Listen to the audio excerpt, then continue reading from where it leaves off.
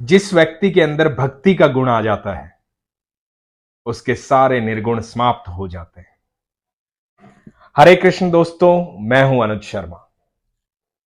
आज जो किस्सा आपको बताने जा रहा हूं, ये किस्सा हमारी वीडियो देखने वाली रीटा बब्बर जी ने मुझे भेजा है। उन्होंने कहा कि भैया आप ये सुनाइएगा, इसे हम आपसे सुनना चाहते हैं।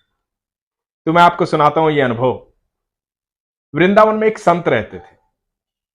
श्रीमद् भागवत से अद्भुत प्रेम था उनको। रोज एक अध्याय पढ़ते थे। अध्याय पढ़ते थे राधा रानी के सामने बैठ करके। अध्याय पढ़ के राधा रानी को अर्पण कर देते थे। रोज राधा रानी को भागवत सुनाते थे। उसके बाद ही उनकी दिनचर्या शुरू होती थी, उसके बाद ही वो भोजन करते थे। ये करते करते 55 साल बीत गए। 55 साल बीत गए। उसके बाद हुआ यूं कि एक दिन वो भागवत पढ़ रहे थे, राधा रानी के सामने बैठे हुए थे और उन्हें अक्षर दिखाई नहीं दे रहे थे। उनकी आंखें जो हैं वो काम नहीं कर रही थी। सब कुछ धुंधला था। अक्षर साफ से पढ़ नहीं पा रहे थे। परेशान हो गए, रोने लगे, दुखी हो गए। दुखी हो गए इस बात के लिए कि आज राधा रानी को भागवत का अध्याय अर्पण नहीं कर पाऊंगा। राधा रानी से बोले कि मुझसे पढ़ा नहीं जा रहा है। बड़ा दुखी हो गया है मन। कैसे मैं अपनी दिनचर्या शुरू करूं? जब तक आपको भागवत नहीं सुनाऊंगा तब तक मेरा दिन शुरू नहीं होगा। तो पूरा दिन रोते रोते बीत गया। ना कुछ खाया ना पिया, क्योंकि खाना पीना भी भागवत सुनाने के बाद ही होता था। परेशानी में पूरा दिन बीत गया। शाम हुई। एक बच्चा आया। बच्चा आके बोला, बाबा दुखी क्यों दिखाई दे रहे हो? क्या बात हुई? कोई परेशानी है आपको? तो संत ने कहा कि हां बेटा, आज मैं अपनी राधा रानी को भागवत नहीं सुना पाया। मुझसे पढ़ा नहीं जा रहा है। सब कुछ धुंधला हो गया, मेरी आंखें काम नहीं कर रही। तो बच्चा बोला, बस इतनी सी समस्या है? आपकी आंखें तो ठीक हो जाएंगी। आंखें मैं ठीक कर देता हूं, आप परेशान मत होइए। तो बच्चे ने एक पट्टी दी और कहा, इसको आंखों पे बांध लीजिए, आपकी आंखें ठीक हो जाएंगी। संत ने सोचा कि ठीक है, बच्चा किसी वैद्य का बच्चा होगा, आया होगा, हो सकता है कोई ज्ञान प्राप्त हो इसे। और ज्ञान तो किसी को भी प्राप्त हो सकता है। विश्वास के साथ संत ने वो आंखों पे पट्टी बांध ली। सुबह उठे। जब सुबह उठे, आंखों से पट्टी खोली तो सब कुछ साफ साफ दिखाई दे रहा था। सब कुछ साफ दिखाई दे रहा था। सामने राधा रानी बैठी हुई थी, वैसे ही मुस्कुराती हुई, साफ साफ दिखाई दे रही थी। सोचा कि ऐसा क्या था इस पट्टी में।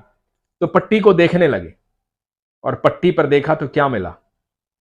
दोनों आंखों की जगह लिखा था, राधे राधे,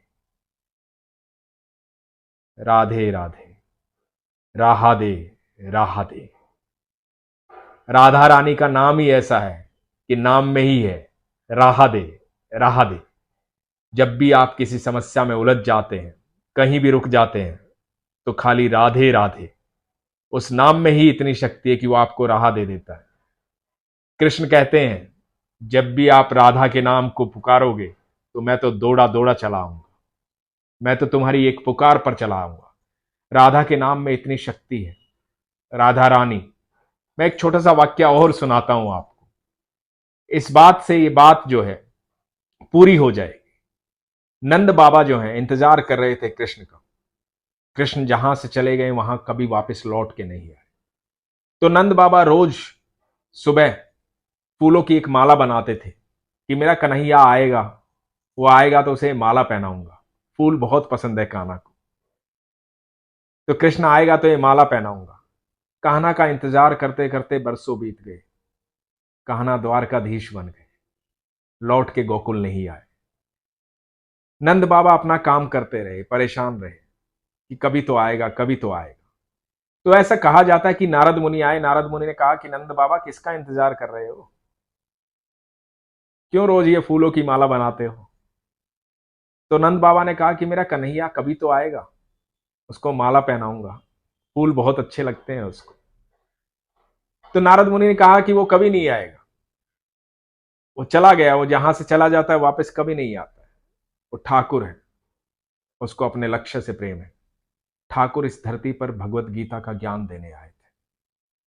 अपने जीवन में सब कुछ छोड़ते हुए आगे बढ़ गए थे। अपना प्रेम छोड़ा, अपना घर छोड़ा, अपने साथी छोड़े, दोस्त छोड़े, सब कुछ छोड़ते हुए आगे बढ़ते चले गए। लक्ष्य था इस पूरी दुनिया को भगवत गीता का ज्ञान देना। लक्ष्य था अधर्मियों से इस धरती को मुक्त करवाना। तो नारद मुनि ने कहा कि आप एक काम कीजिए, वो ऐसे नहीं आएगा, लेकिन आप एक बार बरसाना की तरफ चले जाइए, राधा रानी के महल की तरफ चले जाइए, वो जरूर आएगा।